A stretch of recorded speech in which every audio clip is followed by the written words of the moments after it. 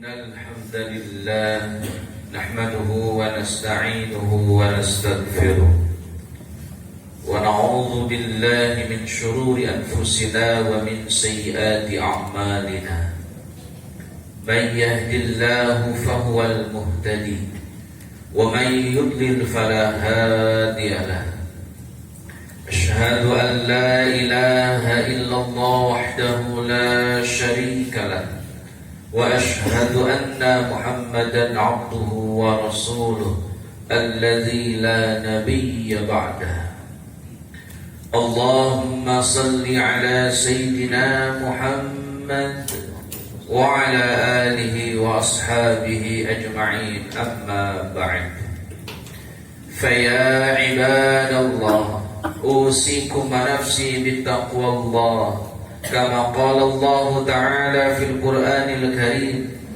أعوذ بالله من الشيطان الرجيم يا أيها الذين آمنوا اتقوا الله حق تقاته ولا تموتن إلا وأنتم مسلمون أما بعد.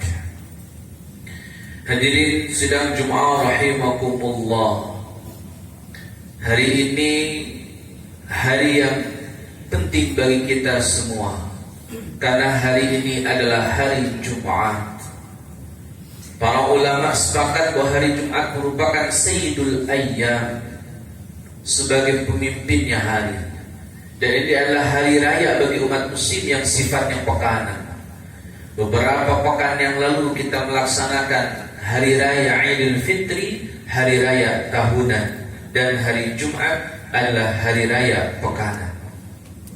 Hadirin sedang Jum'ah rahimakumullah, tentu tidak ada kalimat yang pantas kita ucapkan pada kesempatan kali ini kecuali kalimat Alhamdulillah, karena Allah Azza wa Jalla masih mengizinkan kita sampai di hari Jumat untuk melaksanakan sholat Jumat dalam rangka merayakan hari raya pekanan. Mudah-mudahan hari Jumat dan sholat Jumat yang kita laksanakan mampu menjadi kifarat di antara dua Jum'ah, sebagaimana Nabi SAW tegaskan, al-Jum'ah ilal Jum'ah kafaratul lima bainahuma. Salawat dan salam semoga dilimpah curahkan kepada Nabiullah Muhammad sallallahu alaihi wasallam beserta para keluarga, sahabat dan segenap umat yang senantiasa itba' kepadanya ila yaumil akhir nanti. Mudah-mudahan termasuk kita di dalamnya. Hadirin sedang Jum'ah rahimakumullah, syariat yang telah Allah tetapkan kepada kita sebagai manusia, di antara bentuknya adalah ritual yang langsung berhubungan dengan Allah Azza wa Jalla. Beberapa item syariat dalam bentuk ritual langsung kepada Allah, di antaranya ada salat, di dalamnya ada puasa, di dalamnya ada zikir, di dalamnya ada doa. Dan itu merupakan syariat yang telah Allah tetapkan dalam bentuk ritual khusus langsung kepada Allah Azza wa Jalla. Dan ini menjadi ibadah mahdoh yang tidak boleh ditinggalkan oleh setiap muslim kapanpun dan dimanapun. Salatnya, puasanya, zikirnya, doanya. Hadirin sedang Jum'ah rahimakumullah. Namun bentuk syariat yang lain adalah, atau dampak daripada praktek syariat ritual ini adalah sesuatu yang sifatnya berimpak pada sosial. Maka syariat yang telah Allah tegaskan pasti ada ritualnya, pasti ada impact sosialnya. Tidak mungkin syariat yang Allah tetapkan luput daripada impact sosial. Maka tidak boleh orang melaksanakan ritual jika kemudian ada dampak sosial yang tidak baik, ada dampak sosial yang tidak maslahat. Jika kemudian syariat ritual ini menimbulkan ketidakmaslahatan, maka menunda syariat ritual ini jauh lebih dianjurkan. Hadirin sedang Jum'ah rahimakumullah, saya ambil contoh. Nabi SAW sadar betul bahwa bangunan Ka'bah yang hari ini ada tidak sesuai dengan bangunannya Nabi Ibrahim alaihissalam. Jadi bangunan Ka'bah yang kita kenal hari ini itu tidak sesuai dengan bangunan yang telah dibangun oleh Nabi Ibrahim alaihissalam. Perbedaannya di mana? Hadirin sedang Jum'ah rahimakumullah, Ka'bah yang dibangun oleh Nabi Ibrahim alaihissalam bentuknya balok, di mana Hijri Ismail itu masuk area Ka'bah, tidak terpisah dari Ka'bah. Seharusnya, saya ulang, Hijri Ismail, area yang setengah lingkaran itu adalah area Ka'bah, bukan terpisah dari Ka'bah. Tapi dibangun oleh tokoh-tokoh para sahabat tabi'in berikutnya, itu bentuk Ka'bahnya seperti halnya hari ini, yakni berbentuk kubus atau bujur sangkar. Nah, hadirin sedang Jum'ah rahimakumullah, maka sudah ditakutkan oleh Nabi SAW. Kemudian Nabi ngobrol dengan Aisyah, kata Nabi, "Ya Aisyah, aku ingin membangun Ka'bah sebagaimana bangunan yang telah dibangun oleh Nabi Ibrahim alaihissalam, di mana memasukkan Hijri Ismail sebagai area Ka'bah." Maka komentar Aisyah, "Lakukan saja wahai Rasul, toh antum sudah menjadi penghulu kota Mekah, antum jadi pemimpin kota Mekah, maka urusan Ka'bah terserah antum."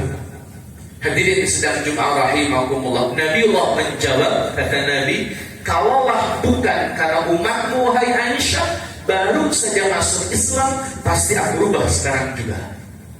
Hadirin ikhwatina rahimakumullah, kalaulah bukan karena umatmu, dalam kurung umat Nabi Muhammad juga, baru saja masuk Islam, pasti aku rubah. Artinya hadirin sedang Jum'ah rahimakumullah, perubahan Ka'bah ditunda karena kesiapan umat yang belum sanggup. Karena ada kekhawatiran Nabi, kalau toh dirubah Ka'bah ini akan menimbulkan madarat. Kalau dirubah Ka'bah ini akan menimbulkan ketidakmaslahatan. Puncaknya dirubah Ka'bah ini bisa jadi banyak orang yang murtad kembali dari agama Islam. Maka Nabi tunda pembangunan Ka'bah sebagaimana bangunan Nabi Ibrahim, karena khawatir ada mafdarat, ada mafsadat yang akan terjadi jika Ka'bah ini dirubah. Hadirin sedang Jum'ah rahimakumullah, ada aturan, ada syariat yang Nabi tunda dalam rangka menjaga kemaslahatan umat. Maka oleh Imam Asy-Syatibi rahimahullahu ta'ala, ada 5 maksud daripada syariat, yang jika syariat kemudian menciderai kelima maksud ini, maka berhak syariat ini ditunda. Jika maksud yang 5 ini tercederai, kemudian terdampak oleh pelaksanaan syariat, maka tunda dulu syariat. Di antara penjelasan Imam Asy-Syatibi rahimahullahu ta'ala, yang pertama, tujuan syariat adalah menjaga nyawa seseorang. Maka tidak boleh pelaksanaan syariat kemudian berdampak pada kematian, berdampak pada kemadaratan secara personal dirinya. Hal ini pernah terjadi di zaman Nabi SAW. Ada seorang sahabat, hadirin, dia sedang junub yang mengharuskan dirinya mandi janabah. Padahal beliau terluka di area kepalanya, dalam keadaan sakitlah orang itu, luka kepalanya, sakit orang itu, dia junub, dia harus mandi junub. Singkat cerita, sahabat ini sebelum subuh mandi janabah dengan air dingin dalam kondisi luka di area kepalanya. Singkat cerita, sahabat ini meninggal gara-gara mandi junubnya. Kemudian Nabi SAW menjenguk, kemudian Nabi tanya, "Kenapa orang ini meninggal?" "Ya Rasulullah, dia sedang sakit, kepalanya terluka parah, tapi dia memaksakan mandi janabah sebelum subuh, akhirnya dia meninggal." Maka kata Nabi SAW, andai orang ini sakit dan dia sedang junub, maka cukup baginya tayamum, bukan mandi janabah. Hadirin sedang Jum'ah rahimakumullah, pelaksanaan mandi janabah bagi orang yang sakit, dan jika mandi berdampak pada kesehatannya, maka tinggalkan mandi janabah, ganti dengan tayamum. Ini syariat yang kemudian Nabi anjurkan, bahwa tidak boleh pelaksanaan syariat membuat orang itu tercederai, membuat orang itu menjadi korban daripada pelaksanaan syariatnya. Maka penundaan syariat atau pergantian syariat menjadi keniscayaan bagi umat muslim hari ini. Hadirin sedang Jemaah rahimakumullah, maka setiap kita hanya diberikan sebuah kemudahan oleh Allah Azza wa Jalla. Ada syariat yang sifatnya ritual, tapi juga ada syariat yang penekanannya berdampak pada sosial. Bahkan tidak hanya orang lain dampaknya, termasuk bagi diri kita sendiri. Maka Imam Asy-Syatibi sekali lagi menjelaskan, di antara tujuan syariat harus menjaga nyawa seseorang. Tidak boleh pelaksanaan syariat berdampak pada kematian seseorang. Hadirin sedang Jemaah rahimakumullah, termasuk kata Imam Asy-Syatibi dari 5, saya sampaikan 2 saja. Kata Imam Asy-Syatibi, pelaksanaan syariat tidak boleh menciderai harta seseorang. Maka jangan sampai gara-gara orang semangat sedekah kemudian menghabiskan seluruh hartanya. Dan ini pernah terjadi di zaman Nabi Sallallahu Alaihi Wasallam ketika Sa'ad bin Abi Waqqas radhiyallahu anhu sakit. Kemudian dia berwasiat kepada Nabi, kata Sa'ad bin Abi Waqqas, "Ya Rasulullah, aku punya anak 1 perempuan. Bolehkah jika aku hibahkan hartaku kepada anakku seluruhnya?" Kata Nabi, "Jangan." Kemudian kata Sa'ad bin Abi Waqqas, "Jika setengahnya ya Rasul?" "Tetap jangan." Kalau kata Nabi SAW, kalau toh memang betul ingin menghibahkan, hibahkan 1/3 dari harta yang kau punya. Jangan semuanya, jangan setengahnya, 1/3 saja. Ini kemudahan dalam syariat. Jangan sampai ketika orang semangat memberikan harta, itu menghabiskan harta dirinya, sehingga tidak lagi meninggalkan kekayaan bagi dirinya sendiri. Hadirin sedang Jemaah rahimakumullah, Islam memandang nilai-nilai keadilan bagi manusia sebagai tujuan utama dari pelaksanaan syariat. Syariat harus relate dengan kehidupan manusia, syariat harus relate dengan kekayaan manusia. Jangan sampai pelaksanaan syariat membuat nyawa orang hilang dan membuat harta orang hilang. Maka hadirin sidang Jemaah rahimakumullah, inilah Islam dengan kesempurnaannya, ritual terpenuhi, aktivitas sosialnya pun terpenuhi. Maka hadirin sidang Jemaah rahimakumullah, betapa bersyukurnya kita menjadi seorang muslim dengan pelaksanaan syariat, kewajiban syariat yang sangat mudah dan memudahkan dari Allah Azza wa Jalla. Persoalannya hadirin sedang Jemaah rahimakumullah, kadang-kadang kita memandang syariat sebagai sesuatu yang membebankan diri kita, memandang syariat sebagai sesuatu yang tidak bisa kita kerjakan akhirnya. Padahal syariat sudah mudah dan sangat memudahkan urusan umat manusia. Persoalannya, barangkali kita belum mengenal syariat yang telah Allah tetapkan, sehingga kita suka menganggap syariat itu susah dan menjadi beban bagi kita semua. Padahal kalau kita mengenal syariat jauh lebih dalam, syariat itu mudah dan memudahkan bagi urusan umat manusia. Barakallahu li wa lakum fil Qur'anil 'azim wa nafa'ni wa iyyakum bima fihi minal ayati wadh dzikril hakim. Tilawatahu innahu huwal ghafurur rahim.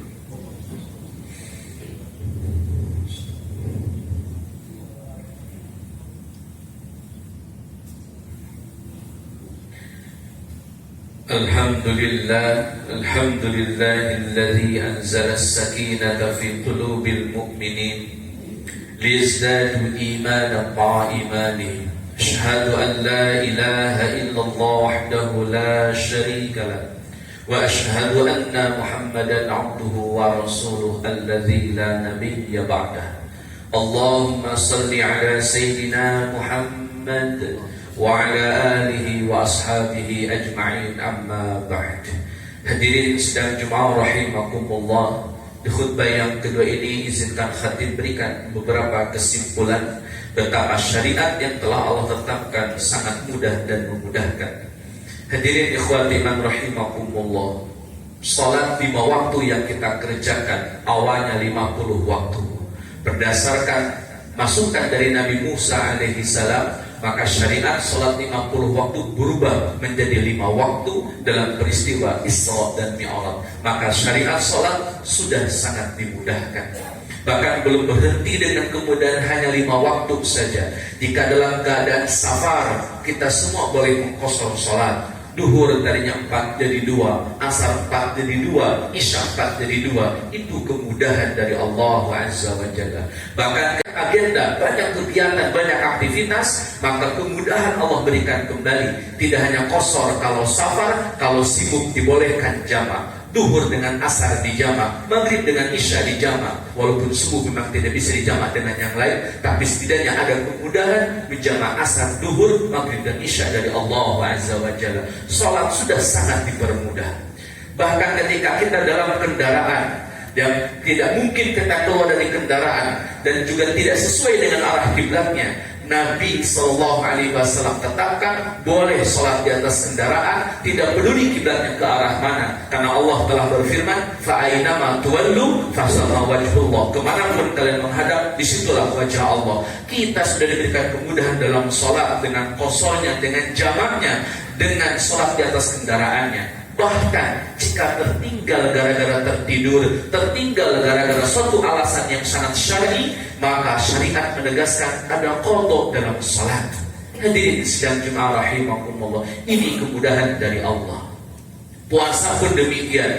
Tadinya puasa dari isya sampai maghrib, Allah rubah dari subuh sampai maghrib. Itu pun belum selesai, Allah permudah lagi dengan aktivitas qadanya. Jika tidak sanggup di bulan Ramadan, silakan puasa di hari yang lain dengan bentuk qada di dalamnya.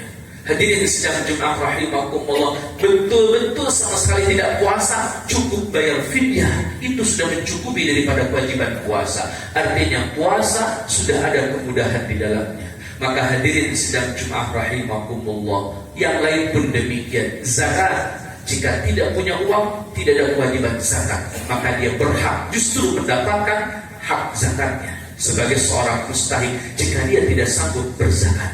Jika orang tidak sanggup berhaji, kata Allah Azza wa Jalla, tidak mesti berhaji, karena haji hanya disyariatkan bagi mereka yang mampu. Syariat kita ini sudah mudah dan sangat dimudahkan. Maka hadirin sidang Jumat rahimakumullah, kalau kita sudah tahu syariat ini mudah dan Allah telah mudahkan, maka istiqomahlah dalam menjalankan syariat, karena sudah sangat mudah dan dimudahkan oleh Allah Azza wa Jalla, sehingga tidak ada alasan untuk tidak istiqomah menjalankan syariat.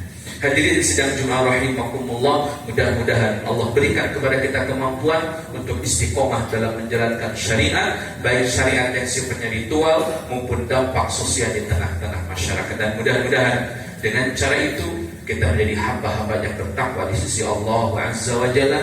Dengan cara itu kita termasuk hamba yang selamat di dunia wal akhirah. Innallaha wa malaikatahu yusalluna 'alan nabi ya ayyuhalladzina amanu sallu 'alaihi wa sallimu taslima.